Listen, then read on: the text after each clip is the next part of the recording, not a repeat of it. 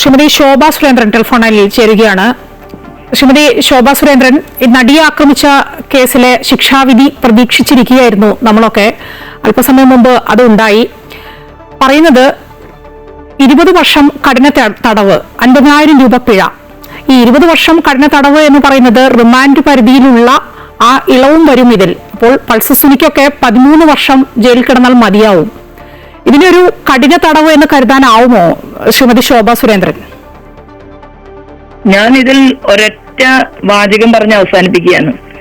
ഒരു ജീവിതകാലം മുഴുവൻ ജീവപര്യന്തം ശിക്ഷ വിധിക്കണമെന്ന് കേരളത്തിന്റെ പൊതുസമൂഹം ഒന്നാകെ ആഗ്രഹിച്ച ഒരു കേസിന്റെ വിധി പ്രസ്താവം കേട്ട് ഏറ്റവും കുറഞ്ഞ ശിക്ഷ ഈ പ്രതികൾക്ക് കോടതി കൊടുത്തല്ലോ എന്ന് ചിന്തിച്ചുകൊണ്ടാണ് കേരളത്തിന്റെ പൊതുസമൂഹം ഈ നിമിഷവും തുടരുന്നത് എന്ന് മാത്രമാണ് ഇപ്പോൾ ഈ വിഷയത്തെക്കുറിച്ച് ഞാൻ പ്രതികരിക്കുന്നത്. പ്രോസിക്യൂഷന്റെ വലിയൊരു വീഴ്ച വന്നിട്ടില്ലേ ഇതിൽ?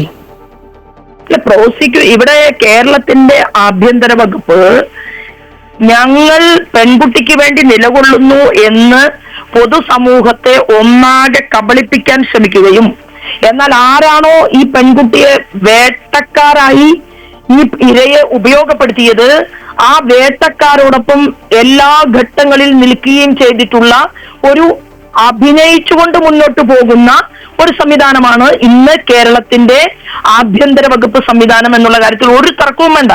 ഇതെല്ലാം തന്നെ നാടകത്തിന്റെ ചില ഭാഗങ്ങൾ മാത്രമാണ് നമ്മൾ കാണുന്നത് എന്നേ ഇതിനെക്കുറിച്ച് പറയാനുള്ളൂ. തീർച്ചയായിട്ടും ഇതിന്റെ മുകളിലും കോടതികളുണ്ട്. അപ്പോ ആ കോടതികളുടെ മുൻപാകെ ഇനി അടുത്ത ഓരോ സ്റ്റെപ്പും ഇതിന്റെ മറ്റു കാര്യങ്ങളെ കുറിച്ച് മനസ്സിലാക്കിക്കൊണ്ട് പ്രതികരിക്കാം. അതിനിപ്പോൾ വിധിപ്പകർപ്പ് വരണം. എന്നിരുന്നാൽ പോലും ഇപ്പോൾ ഞങ്ങൾ പലരുമായി സംസാരിച്ചപ്പോൾ ഇതിൽ ഈ കോടതി വിധിയെ സ്വാഗതം ചെയ്ത ചിലരുമുണ്ട്. അതും കേട്ടു. അവർ പറയുന്നത് പ്രതികൾക്ക് കിട്ടിയിരിക്കുന്നത് നല്ല ശിക്ഷയാണ്. കേസിന്റെ തുടക്കം മുതൽ തന്നെ നല്ല രീതിയിലാണ് സർക്കാരിന്റെ ഭാഗത്തു നിന്നാലും പ്രോസിക്യൂഷന്റെ ഭാഗത്തു നിന്നാലും ഒക്കെ മുന്നോട്ട് പോകുന്നതെന്നാണ് പരാമർശമുണ്ടായത്. നമ്മുടെ രാജ്യത്തിന്റെ ചരിത്രത്തിൽ ഒരു സ്ത്രീയെ, ഒരു പെൺകുട്ടിയെ ഇത്ര കണ്ട് ക്രൂരമായി അപമാനിച്ചതിന് ശേഷം ഒരു ശിക്ഷാവിധിയിലും ഇതിനേക്കാൾ കുറഞ്ഞ ശിക്ഷ പ്രതികൾക്ക് കിട്ടിയിട്ടില്ല. അപ്പോ ഏറ്റവും കുറഞ്ഞ ശിക്ഷയാണ് ഈ പ്രതികൾക്ക് ലഭ്യമായിട്ടുള്ളത് എന്നത് മനസ്സിലാക്കിക്കൊണ്ടുകൂടി ഒരു ഭരണകൂടത്തിന്റെ ഭാഗമായിട്ടുള്ള നിയമകാര്യ വകുപ്പ് മന്ത്രി പ്രതികരിക്കുന്നത് കേട്ടപ്പോൾ ഉള്ളിൽ ജനങ്ങൾ അദ്ദേഹത്തിന്റെ പേരിൽ അവജ്ഞയോടുകൂടിയിട്ടാണ് അദ്ദേഹത്തിന്റെ വാക്കുകളെ ഉൾക്കൊണ്ടിട്ടുള്ളത് എന്നാണ് ഞാൻ മനസ്സിലാക്കുന്നത്. ശ്രീമതി ശോഭ സുരേന്ദ്രൻ, ഒന്ന് ടെലിഫോൺ ലൈനിൽ തുടരുക. ഇപ്പോൾ സജി ചെറിയാൻ സംസാരിക്കുന്നുണ്ട്. അദ്ദേഹത്തിന് എന്താണ് പറയാനുള്ളതെന്ന് കേൾക്കട്ടെ, എന്നിട്ട് ഞാൻ താങ്കളിലേക്ക് വരാം. എന്തായാലും ഒരു കാര്യം വ്യക്തമാണ്. ഞാൻ നേരത്തെ അതിജീവിതയുമായി ബന്ധപ്പെട്ട് പറഞ്ഞപ്പോൾ അതിനോടൊപ്പമാണെന്ന കാര്യം വീണ്ടും ആവർത്തിക്കുകയാണ്. ഇത്രയും വലിയൊരു പ്രമാദമായ കേസിൽ നൽകിയ ശിക്ഷ, അതിനകത്ത് എന്തെങ്കിലും കുറവുണ്ടോ എന്ന് പരിശോധിച്ച് തുടർ നടപടി സർക്കാർ സ്വീകരിക്കും. പരമാവധി ശിക്ഷ ലഭിച്ചില്ലെന്നുള്ളത് കൊണ്ടാണ് അത് സംബന്ധിച്ച് പഠിച്ച് തുടർ നടപടി സ്വീകരിക്കുന്നത് ഞാൻ പറഞ്ഞു. പ്രോസിക്യൂഷൻ ഒരു വീഴ്ചയോ അല്ലെങ്കിൽ ഒരു പോരായ്മ ഉണ്ടായിട്ടുണ്ടോ? പ്രോസിക്യൂഷന് വീഴ്ച വന്നില്ലല്ലോ. കാരണം 6 പ്രതികൾ കുറ്റക്കാരാണെന്നും ഗുരുതരമായ കുറ്റം അവർ ചെയ്തെന്നും കൃത്യമായ എവിഡൻസ് ഉണ്ടെന്നും ആദ്യം തന്നെ കോടതി പറഞ്ഞല്ലോ. അപ്പൊ അതിനകത്ത് കുറ്റമില്ല, പ്രോസിക്യൂഷൻ ചെയ്യേണ്ട കാര്യം ചെയ്തു. എന്നാൽ എന്തുകൊണ്ടാണ് പരമാവധി ശിക്ഷ കിട്ടാഞ്ഞത് എന്നതിനെ സംബന്ധിച്ചാണ് നമുക്ക് സംശയം. അപ്പൊ സ്വാഭാവികമായിട്ടും കോടതിയുടെ വിധിയാണ്. ആ കോടതിയുടെ വിധി സംബന്ധിച്ച് പരിശോധിക്കാതെ പഠിക്കാതെ ഒരു അഭിപ്രായം ആധികാരികമായിട്ട് പറയാൻ കഴിയില്ല.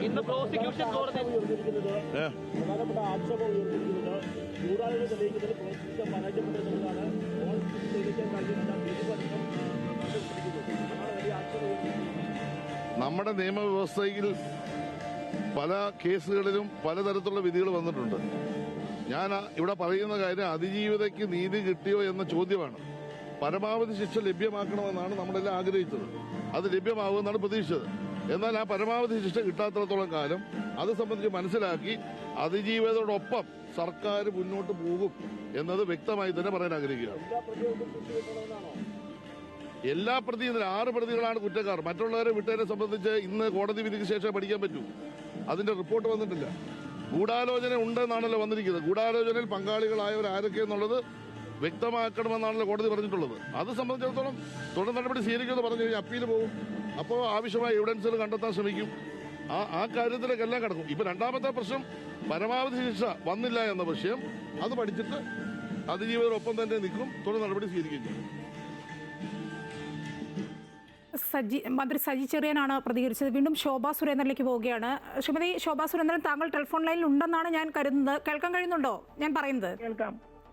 സജി ചെറിയാൻ പറയുകയുണ്ടായി, മന്ത്രി സജി ചെറിയാൻ പറയുന്നത് അതിജീവിതയ്ക്കൊപ്പം തന്നെയാണ് എന്നും നിൽക്കുക, പ്രോസിക്യൂഷന് യാതൊരു വീഴ്ചയും സംഭവിച്ചിട്ടില്ല, അപ്പീൽ പോകുമ്പോൾ അദ്ദേഹം പറഞ്ഞ് എനിക്ക് കൗതുകകരമായി തോന്നിയൊരു കാര്യം, കൂടുതൽ എവിഡൻസുകൾ കൈമാറും എന്നാണ് പറഞ്ഞത്. ഈ എവിഡൻസ് ഒക്കെ ഉണ്ടായിരുന്നല്ലോ ഈ പ്രോസിക്യൂഷന്റെ കയ്യിലും, എന്നിട്ട് എന്താണ് സംഭവിച്ചത്? അത് തന്നെയല്ലേ ഇവർ ഇനിയും ആവർത്തിക്കുക? ഇപ്പോൾ അദ്ദേഹം പ്രതികരിച്ചിട്ടുള്ളത് കേരളത്തിന്റെ പൊതുസമൂഹം ഒന്നാകെ വേദനയോടുകൂടി ഈ വിധി പ്രസ്താവത്തെ നോക്കിക്കാണുകയാണ്. അങ്ങനെ കേട്ട ഒരു വിധി പ്രസ്താവത്തെ വളരെ കുറഞ്ഞുപോയി ശിക്ഷ എന്ന് മനസ്സിലാക്കുകയും പെട്ടെന്നൊരു ദിവസം പൾസർ സുനിക്ക് ഒരു ബോധോദയം ഉണ്ടാവുകയാണ്. ഇങ്ങനെ ഒരു സിനിമയിൽ അഭ്രപാളികളിൽ ഇത്രയും നല്ല രീതിയിൽ അഭിനയ രംഗത്ത് നിൽക്കുന്ന ഒരു പെൺകുട്ടിയെ പെട്ടെന്നൊരു സുപ്രഭാതത്തിൽ തോന്നുകയാണ് ഞങ്ങൾ ഒരു കുറച്ചു പേർക്ക് ചേർന്നിട്ട് ആ പെൺകുട്ടിയെ പീഡിപ്പിക്കണമെന്ന് തോന്നുകയാണ്. ആരുടെയും പ്രചോദനമില്ലാതെ, പ്രേരണയില്ലാതെ, അതും കേരളം പോലൊരു സംസ്ഥാനത്ത്.